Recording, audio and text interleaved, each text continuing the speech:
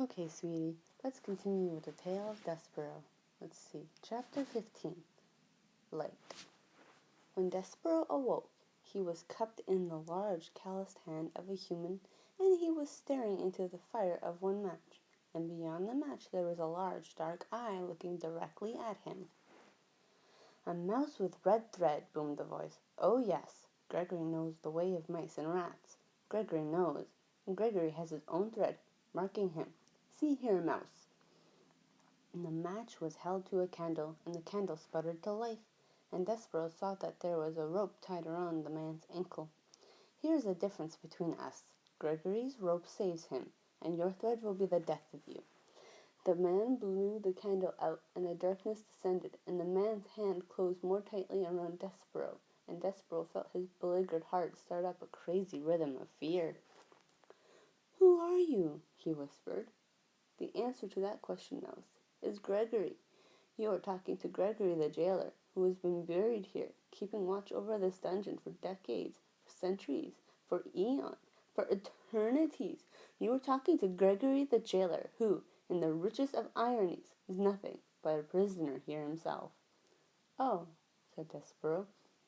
May I get down, Gregory?" "The mouse wants to know if Gregory the jailer will let him go. Listen to Gregory, mouse. You do not want to be let go. Here, in this dungeon, you are in the treacherous dark heart of the world, and if Gregory was to release you, the twistings and turnings and dead ends and false doorways of this place would swallow you all for eternity. Only Gregory and the rats can find their way through this maze. The rats because they know, because the way of it mirrors their own dark hearts. And Gregory, because the rope is forever tied to his ankle to guide him back to the beginning. Gregory would let you go, but you would only beg him to take you up again. The rats are coming for you, you see." "They are?" "Listen," said Gregory. "You can hear their tails dragging through the muck and filth. You can hear them filing their nails and teeth. They are coming for you.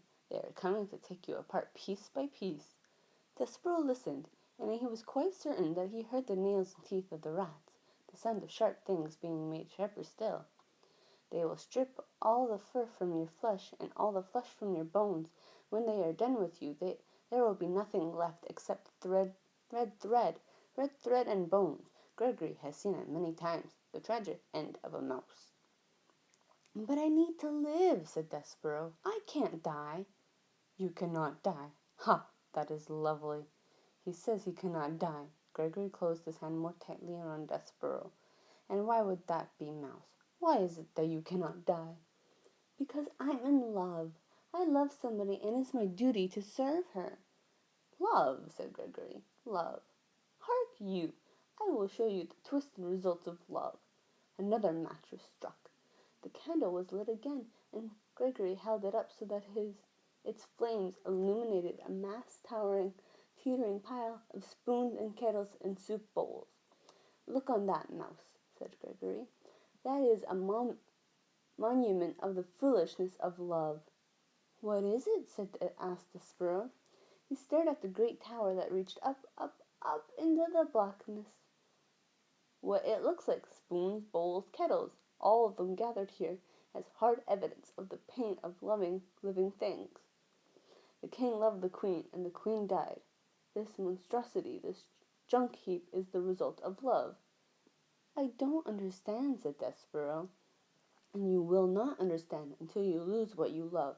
But enough about love," said Gregory. He blew out the candle.